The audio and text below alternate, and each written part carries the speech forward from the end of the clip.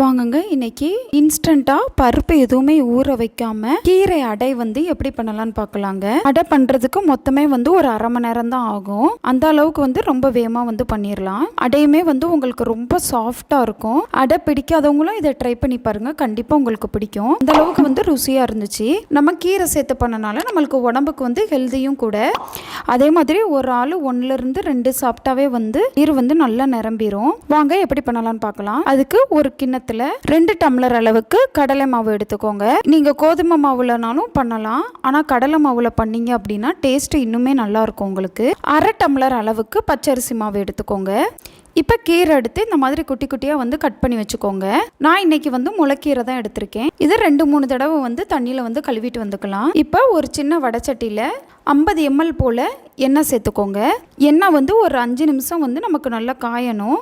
எண்ணெய் 5 நிமிஷம் நமக்கு நல்லா காஞ்சி வரவும் ஸ்டவ்வை வந்து ஆஃப் பண்ணிக்கலாம். இப்போ நம்ம எங்கே எடுத்து வச்சுருக்கோம்ல கடலை மாவு அரிசி மாவு, அதில் இந்த எண்ணெய் சூடாக இருக்கும் போதே வந்து சேர்த்துக்கோங்க. பாருங்க, சேர்த்தோன்னே இந்த மாதிரி வந்து பொரிஞ்சு பபிள்ஸாக வரணும். இது எதுக்காண்டி நம்ம இப்படி பண்ணுறோம் அப்படின்னா, நம்ம வந்து மாவு வந்து பச்சையாக போடுறோம்ல கடலை மாவும் அரிசி மாவும், அதனால அந்த பச்சை வாடை எதுவுமே வந்து அடையில இல்லாமல் நல்லா சாஃப்டாகவும் இருக்கும். மாவு வந்து பச்சை வாசம் இல்லாமையும் இருக்கும். அதுக்காண்டி தான் இது சேர்க்கறது. நல்லா கரண்டியை வச்சு ஒரு தடவை கிண்டி விட்டுட்டு கொஞ்சம் சூடு ஆறவும் கையை வச்சும் வந்து நல்லா வந்து மாவு வந்து உதுத்து விட்டுக்கோங்க. பாருங்க, பிடிச்சா நமக்கு இப்படி பிடிக்க வரணும். எல்லா இடத்துலையும் அப்பனா எண்ணெய் பட்டிருக்குன்னு அர்த்தம். இப்போ இதோட நம்ம கிளீன் பண்ணி வச்சிருக்கோம்ல கீரை, முளைக்கீரை, அதை வந்து சேர்த்துக்கலாம். நம்ம கடலை மாவு எடுத்துருக்கிறனால பெருங்காயத்தூள் சேர்த்துக்கலாம். வாசத்துக்கு சீரகம் சேர்த்துக்கலாம். உரப்புக்கு தனி மிளகாய் தூள் சேர்த்துக்கலாம். அடைக்கு தேவையான உப்பு சேர்த்துக்கலாம். இப்போ சின்ன சின்னதாக கட் பண்ணி வச்சிருக்கிற ஒரு பல்லாரி வெங்காயம் வந்து சேர்த்துக்கலாம். எல்லாத்தையும் சேர்த்ததுக்கப்புறம் நம்ம கலந்து விட்டுக்கலாம். கீரையில் கொஞ்சம் நமக்கு தண்ணி இருக்கும், அதனால ஃபஸ்ட்டு வந்து எல்லாத்தையும் கலந்துக்கலாம். நீங்கள் இதில் கீரையும் சேர்க்கலாம், இல்லை கீரைக்கு பதிலாக காய்கறிகளும் சேர்க்கலாம், சுரக்காய் சேர்க்கலாம். எல்லாமே வந்து சேர்த்து பண்ணாலும் வந்து அடை சூப்பராக இருக்கும்.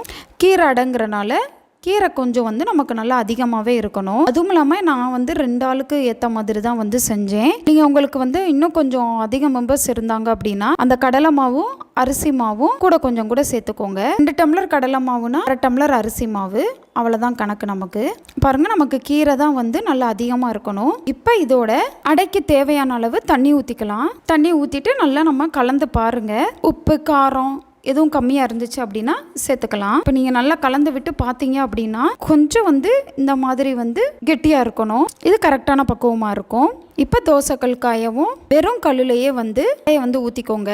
எவ்வளோ உங்களால் வந்து மெல்லிசாக வந்து விரிக்க முடியுமோ அந்த அளவுக்கு வந்து நல்லா பரப்பி விட்டுக்கோங்க. மெல்லிசாக நமக்கு வராது, கீரை சேர்த்தனால கொஞ்சம் தடியாக தான் இருக்கும். இப்போ எல்லாம் ஊற்றுனதுக்கு அப்புறம் என்ன சேர்த்துக்கலாம். இப்போ இந்த மாதிரி ஒரு மூடி போட்டு க்ளோஸ் பண்ணி வேக விடுங்க. நமக்கு கீரையும் நமக்கு வேகணும், நமக்கு இந்த மாவுமே நமக்கு நல்லா வந்து வெந்து வரணும்.